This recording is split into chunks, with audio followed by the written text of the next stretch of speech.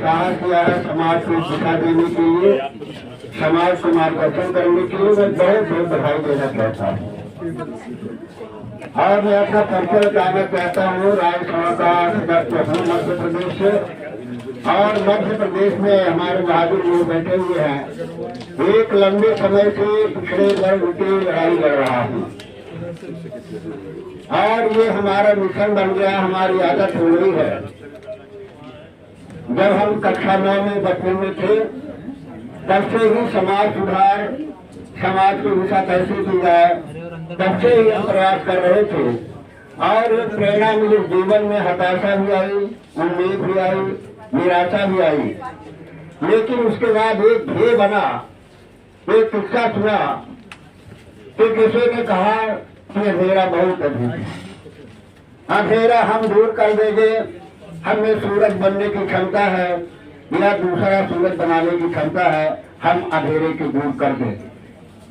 और किसी ने कहा कि हमें क्षमता है, हम दूसरा सूरज ले आएंगे और अंधेरा दूर कर देंगे।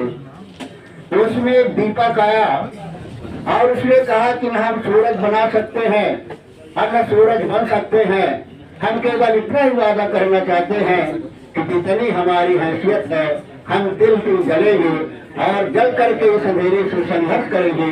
हो सकता है लाखों दीपक मिल जाए और ये अंधेरा दूर हो जाए। उस विचारधारा को लेकर के क्या परिणाम आएगा, क्या परिणाम होगा, क्या रिजल्ट आएगा, सफलता मिलेगी ना मिलेगी, इन चीजों को सोचना ही छोड़ दिया। केवल ये मान करके ये जो कर्मवीर समाज है, जो 90% है, ये हमारे मुल्क की ताकत है, हमारे देश की तकदीर है। इसके लिए हक अधिकार के लिए, इसके स्वाभिमान और सम्मान के लिए जो भी हमसे हो सकता है हम करने का प्रयास करेंगे और वही प्रयास कर रहे हैं। उसी प्रयास के बीच आज आपके बीच आने का मौका मिला। आज जरूरत इस बात की है, सारी बातें सुना सबकी, अधिकार मिलना चाहिए, अधिकार नहीं मिल रहा, भागीदारी नहीं मिल रही है, सम्मान नहीं मिला, तरह तरह की बातें मानी, सब आई, सबको सुना। लेकिन जो मूल बिंदु है, वो मूल बिंदु जो है, कैसे उसका समाधान हो, उसके लिए सबसे बड़ी जरूरत हमारे साथी कह रहे थे कि हमारी जाति पहचान कार्ड देना चाहिए कि अब हमें सोचना होगा। फिर साहब ने कहा था कि अपना क्या है गैर क्या, अपना क्या है गैर क्या, इसका जुनून छोड़िए, दर्द सभी का दर्द है, अब दर्द से रिश्ता जोड़िए, अब दर्द से रिश्ता जोड़िए। जो ये 90% कर्मवीर समाज है, जो इस देश की ताकत है, इस देश की किस्मत है, हमें ये सोचना चाहिए कि इनका दर्द सबका एक है। कहीं न कहीं किसी का हक मारा गया है, कहीं न कहीं किसी के अधिकार छीना गया है, कहीं न कहीं किसी का स्वाभिमान और सम्मान कुचला गया है, कहीं न कहीं सब हम एक दर्द वाले हैं। जरूरत इस बात की है कि जात की पहचान को छोड़ करके हम इस दर्द के रिश्ते से जोड़ ले कि दर्द वाले हम सब एक हैं, हमें सबको एक होकर के लड़ाई लड़ना है, तो शायद हमारे मिशन में हमें सफलता मिल जाएगी। आज जो अधिकार नहीं मिला है वो तो अपने स्थान पे है, लेकिन जो अधिकार मिला है उसका हम उपयोग जब तक नहीं करेंगे तब तक भी हमारा संरक्षण नहीं होगा, इस समाज का भला नहीं होगा।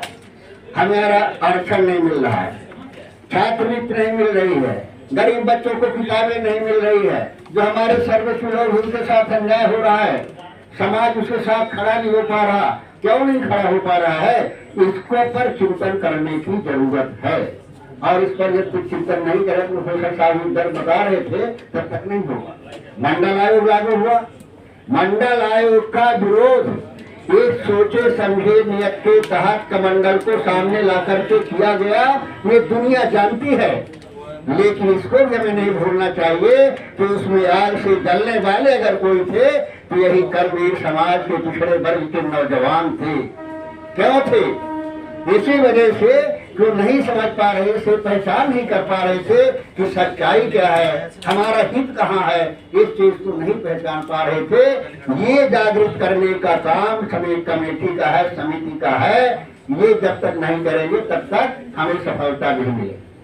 आज जरूरत है, वो कह रहे थे प्रोफेसर साहब कि विचारक पैदा करो। जब तक विचारक पैदा नहीं होगा, जब तक बीज पैदा नहीं होगा, तब तक आगे कल्याण नहीं होगा। और ये बहुत कठिन काम है, बीज तक नहीं होगा।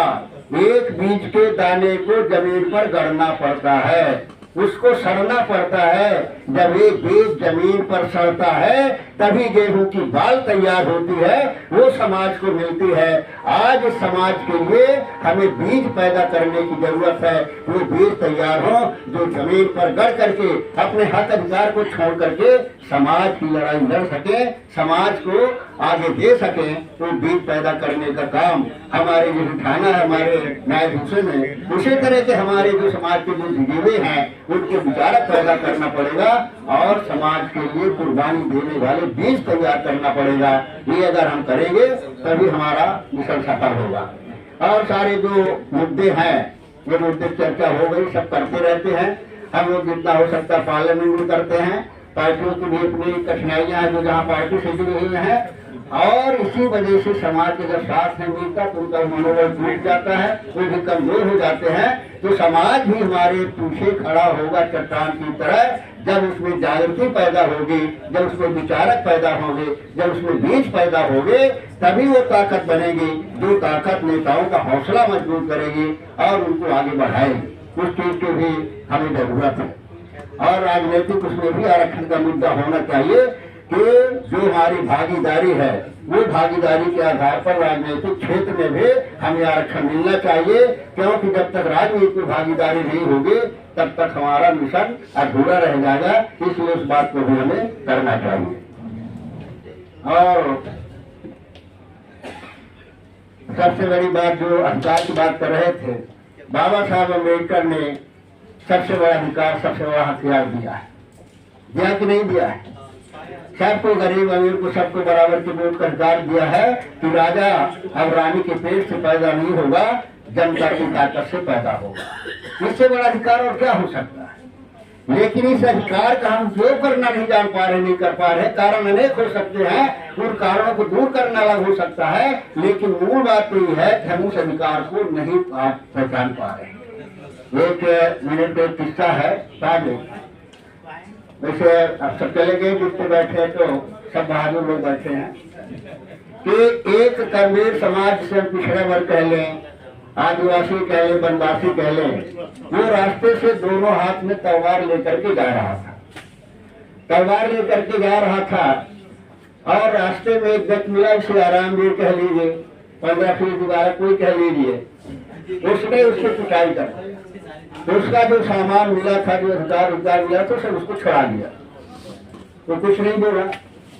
एक तीसरे व्यक्ति ने कहा कि भाई तुम्हारा सामान छीन लिया, तुम्हारा अपमान कर लिया, तुम्हारी पिटाई कर दिया और तुम कुछ बोले नहीं। तो उसने कहा क्या बताएं भाई साहब, हमारा हाथ कोई खाली नहीं था, नहीं तो हम तो उसकी मरम्मत कर देते, हमारा हाथ खाली नहीं था, उस वजह से कुछ। तब लोगों ने कहा उसको कि भाई ये तो तलवार थी, तुम्हारे हाथ में तलवार थी, चाहते तुमसे तो तुम गला भी काट सकते थे।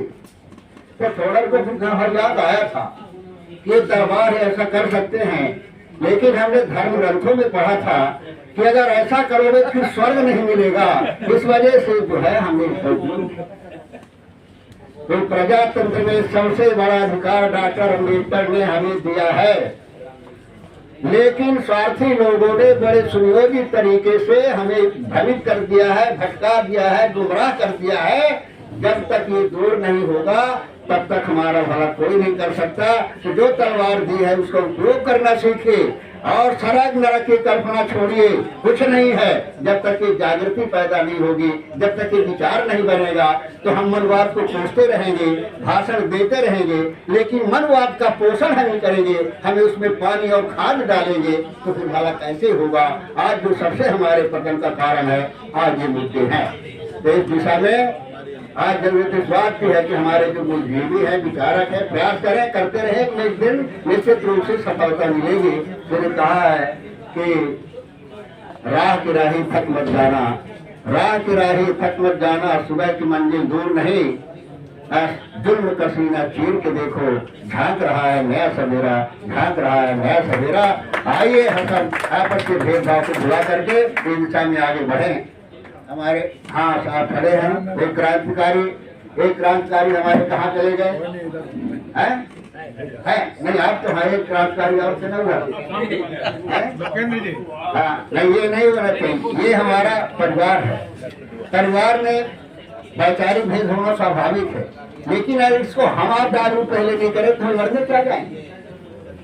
हमें उसको, हम गलत बात कह रहे हैं, उसको सुनने की क्षमता चाहिए, और अगर गलत है तो उसको हमें जवाब देना चाहिए, ताकि तरीके हम बुद्धिजीवी हैं, हमें तर्क के आधार पर देना चाहिए। गलती होगी हम मान लेंगे। तो ये परिवार है, परिवार में गलतफहमी के आधार पर हमें अपना जिसको नहीं बनाना चाहिए, इसको एक एक करके समाज टूट जाएगा, परिवार टूट जाएगा। ये परिवार से एक व्यक्ति आता है तो हमें नहीं सोचना कहीं से तो चला जाता है, आप चले जाइए मिल करके क्या होगा समाज का, दूसरा चला जाए। तो अगर ये भाव होगा तो एक एक करके समाज खाली हो जाएगा। भाव ये होना चाहिए, प्रयास ये होना चाहिए कि एक भी हमारे परिवार का सदस्य क्यों रूठता है, क्यों जाता है, क्यों नाराज होता है, अगर ये भाव रहेंगे तो हमारा ये संगठन आज नहीं तो कल मजबूत होगा, अपना हक अधिकार पाएगा।